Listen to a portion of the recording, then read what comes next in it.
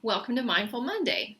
This week includes Independence Day, but it also includes Independence Week, ENTS, a nationwide campaign to heighten awareness of local businesses and the jobs and economic prosperity brought to a community by non-chain, non-corporate enterprises.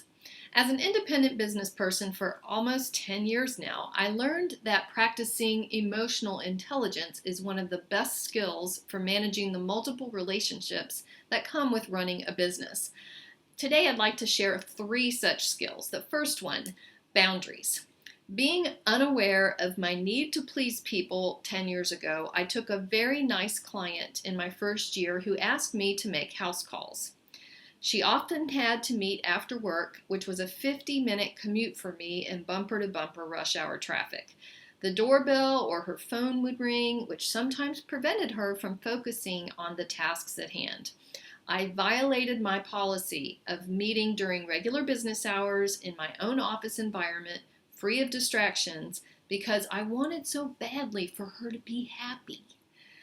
While I believe she was happy, and we got her project completed on time, I was usually exhausted, a little irritable, and resentful before, during, and after our meetings. Yet it was not her fault, it was mine, because I made a business decision without the intelligence of setting boundaries. The second skill is listening. I used to think listening meant keeping my mouth shut until the other person quit talking. That certainly works better than interrupting, which I used to be a pro at. Later, I learned that repeating back what I thought I heard, followed by something like, "Have I heard you correctly?" worked wonders for my relationships with clients, vendors, employees, and wow, even friends and family. There are as many ways to strengthen your listening skills as there are ways to strengthen your muscles. Exercising my listening ability has helped me be a better receiver of sensitive information and deepened my understanding of where others are coming from.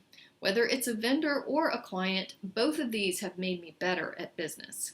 The final one, customer focus. I used to think if I advertised or discussed my credentials, my picture, my achievements, my experience, then I would win people over.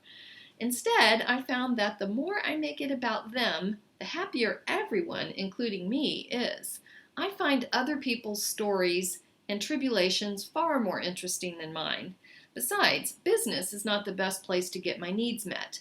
I have a network of friends and family who support me well in that. My website, my marketing materials, my message, and my meetings may include personal stories, but their purpose is an attempt to provide a direct lesson or benefit for my reader, my client, or my vendor.